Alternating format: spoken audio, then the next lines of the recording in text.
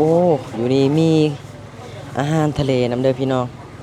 กุ้งปลาหมึกเนาะมีครบเลยอ่า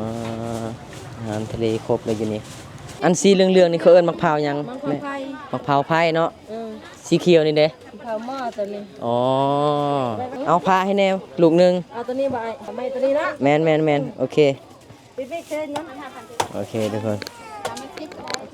แม่นความ ฝีมือแบบสำนานขนาดนี้อันนี้นะเอิ้นว่าหยังนี่มะพร้าวภาษาเจ้าใช่ ภาษาเจ้า มันเปรี้ยว มันเปรี้ยวเนาะโอ้ย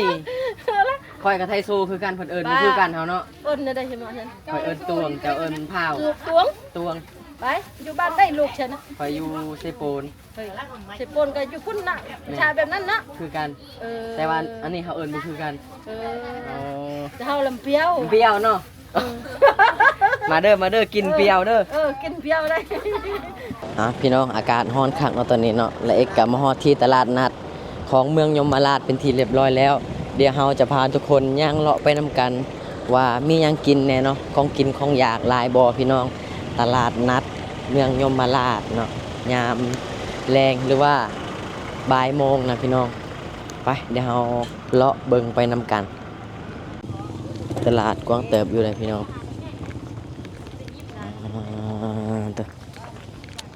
อันนี้เป็นตลาดขายของกินของอยากเนาะ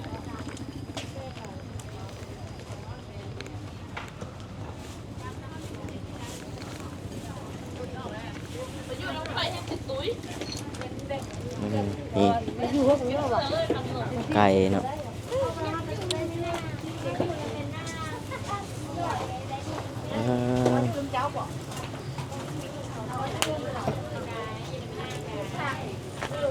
ปิงเอ็นอยากชิมเด้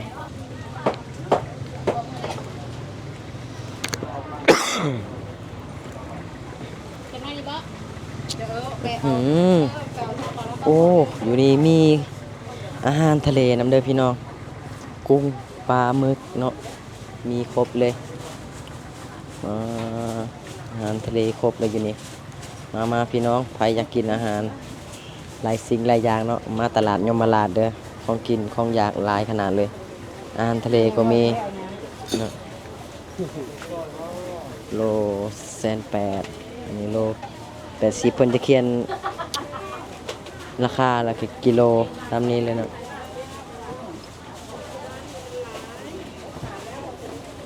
นี่จะเป็นซีนหมูซีนหมูซีนงัว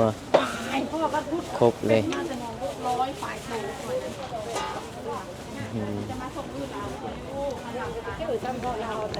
เป็นตลาดที่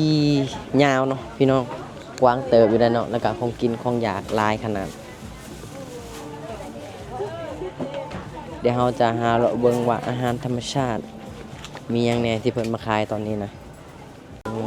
อันนี้จะเป็นพวกหมากไม้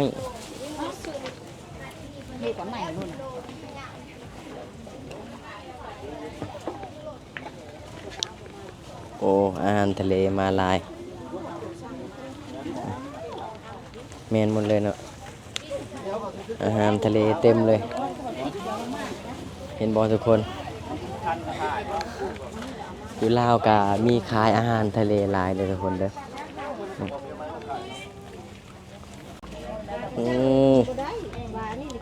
อันนี้เป็นพวกปลาในปลาเนนเนาะปลาสูตรปลาตัวลายขนาดเลยมีแต่ตัวบางใหญ่เนาะมาใครอยากกินปลานี่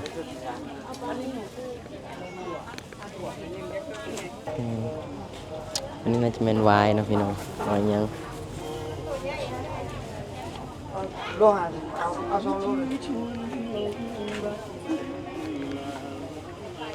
หน่อไม้เต็มกระตาเลยหน่อไม้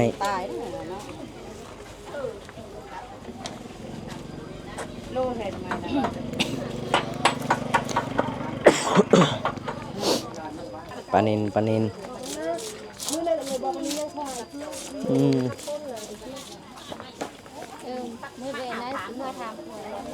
อาหารธรรมชาติลายขนาดเลย หมักอึหรือว่าพวกเห็ดอีหยังต่างๆเนาะครบเลยสำหรับผู้ใดที่มากินแกงหน่อไม้นี่มีครบน้ำใบยะนางก็มีเนาะผักคะอีหยังต่างๆว้าวแต่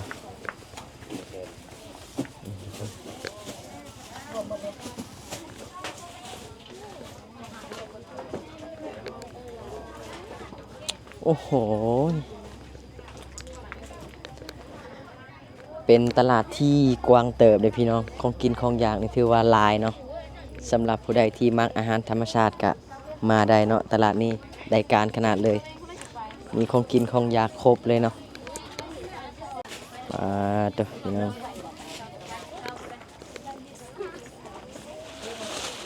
บรรยากาศทางในตลาด มืออาชีพเนาะ มา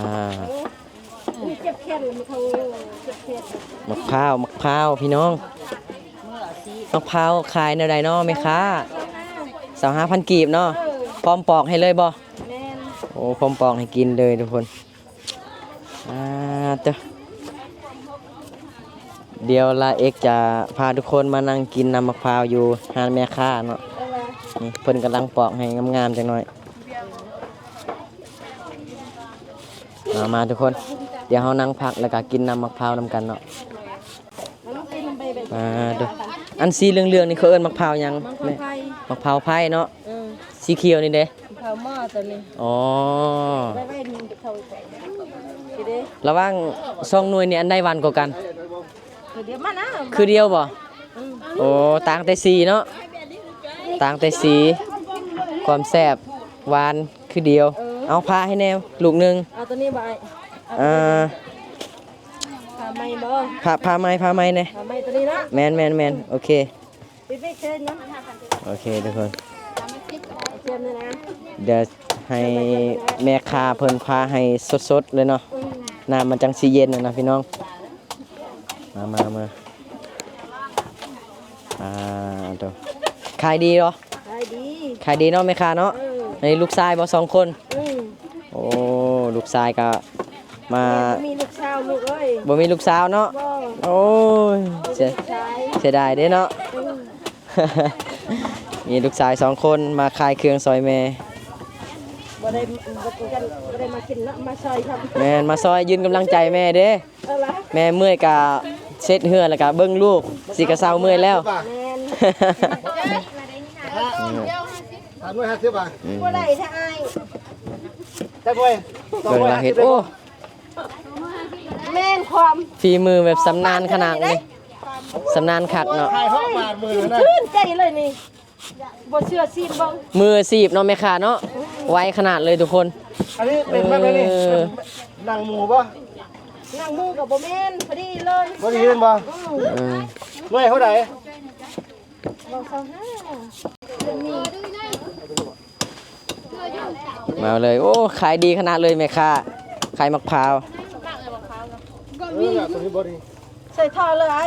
ใส่ท่อเลยเดี๋ยวสินั่งกินอยู่นี่ก่อนจะคราวหนึงย่างมาเมื่อยๆเนาะอากาศมันร้อนคัก ตัวนี้ว่า เดี๋ยวเฮากินมะพร้าวนำแม่ค้าก่อน มาเลย ซีมเบิงซีมเพิ่นบอกว่าซีมเบิงทาบหวานนะบ่ต้องซื้อเพิ่นว่า แม่น อันนี้2เลย ทำเลยมา โอเคนี่ปอกใหม่ๆสดๆเลยเนาะกลางตลาดเลยทุกคนเนาะ ว่าไปตาบกล้าให้ตัวตัวเดียวไม่ได้ให้หรอก แค่วันนี้ เอ๋อ ตอนนี้เขาก็มีแจ็คกินแต่เขาจะทำปลาหมึกก่อน โอ้ถามได้ไหมคะ ฮะ เจ้าเป็นหยังไทโซ่บ่ เออ ไทโซ่บ่ โชว์ลาวเป็นมด โซลาวเนาะอันนี้นะเอิ้นว่าหยังนี่ มะพร้าว ภาษาเจ้า ใช่ ภาษาเจ้า มันเปรี้ยว มันเปรี้ยวเนาะโอ้ยข่อยกับไทโซ่คือกันเพิ่นเอิ้นบ่คือกันเฮาเนาะ เอิญได้ใช่ไหมฉัน ข่อยเอิ้นตวงเจ้าเอิ้นพร้าว ลูกตวง ตวง ไปอยู่บ้านได้ลูกฉันนะ ข่อยอยู่เซโปน เฮ้ยเสพปนก็อยู่คุณน่ะชายแบบนั้นนะ คือกัน เออ แต่ว่าอันนี้เขาเอิ้นบ่คือกัน เอ อ๋อ จะเฮาลำเปรี้ยว เปรี้ยวเนาะ มาเด้อกินเปรี้ยวเด้อ กินเปรี้ยวได้อยู่ใส่ปนได้ เนาะ โชว์ในนั้นก็มีนะ มีหลาย ก็เลยไปแทงยมราชคนเดียวยมราช โอ้ยมันก็ เจ้าว่าได้เห็นนะเจ้าว่ากินข้าวได้เนี่ยใด เจ้าว่าบ่ เออ ภาษาค่อยเอิ้นว่าจะโดย จะโดย แม่นเจ้าว่าเนาะ เออ โอ้ย เอาละจะโดยเอาละจะไปเวียกยังอยู่นี่ ฮะ ไปเวียกยัง ไปเบิ่งตลาดนี่แหละเลาะเบิ่งตลาดว่าเขาจะเอาขายยังไงหลาย เพราะว่าทางนี้น่ะของกินหลายกว่าทางสิปูนน้อยเนาะทางนี้คักขนาดเลยเต็มที่เลยเนาะตลาดนะโอ้เบิ่งคนนะขนาดเวลานี่นะอากาศร้อนแต่ว่าลูกค้านะเขาเจ้ามาหาเลาะซื้อเครื่องอู้คักเลยหลายนี่เนาะแม่ค้าอยู่บ้านนี้เลยบ่ อยู่บ้าน อยู่ว่าเขตนอกบ่หรือว่าอยู่ในเมืองเลย บ่ได้อยู่ในเมืองออกนอกอีก ออกนอกอีกเนาะ บ่ได้ไกลดอก บ่ได้ไกลเนาะ ตำลักนี่แหละจะเบิ่งนี่ ไทโซคือกันเว้าบ่คือกันเนาะ เว้าบ่คือกัน แม่ค้าได้ขายหลายสุดนี่มือหนึงได้หมดจักลูกได้ขายนี่ คันมื้อนี้แลมะพร้าวแล้ว90มื้อนี้ อ๋อ มันยังทันหมดเด้นั่น ปลาตัว90เรือซ้ำนี้เนาะถือว่าหมดไวเด้นี่เนาะนี่อากาศร้อนเนาะลูกค้าเลยเข้ามาซื้อหลายเนาะ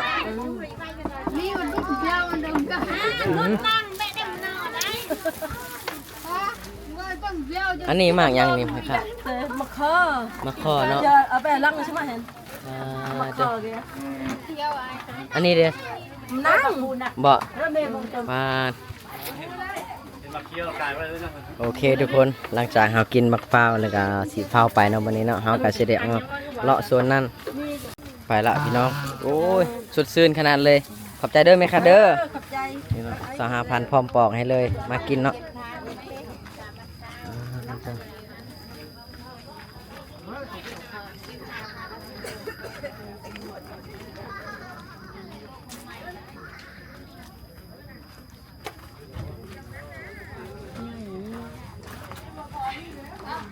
โอ้แม่ค้าคนงามสบายดี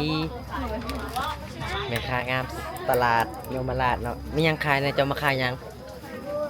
อ๋อขายขนมอ๋อขายจังไดเลยนี่ฮะอันละ5,000บ่โอ้แม่ค้าซื้อจังไดล่ะซื้อในใดแม่ค้าหวานเนาะอ๋อนี่คือสาวงามน้องโยมราชนี่น้องสาวบ่นี่คนน้องสาวเพิ่น นับเบิ่งเด้อถ้าบ่ครบกะครบบ่ฮะเท่าไรละทั้งเบิดขนมเท่าไรขนมเจ้าเท่าไรขนมเจ้า10,000โอเค 10,000ครบบ่กายบ่บ่อ่ะให้เจ้าเลย โอเคขอบใจไปทุกคนเดี๋ยวเราเดินทางกันต่อเนาะโอ้คนมาหลายขนาดเลย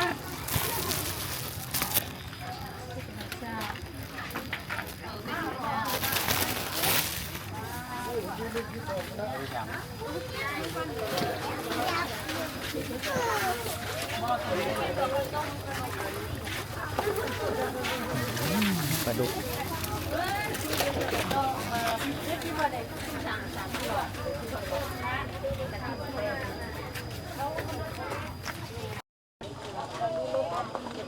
น้องสาวเพิ่น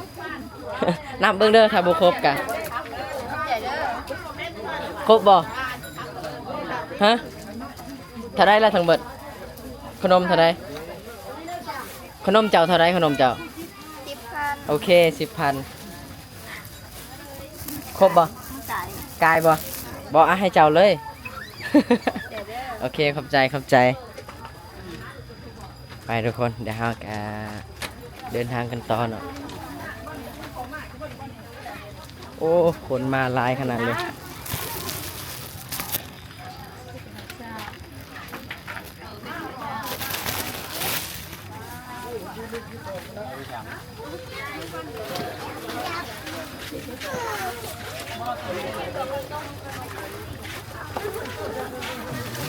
ปลาดุก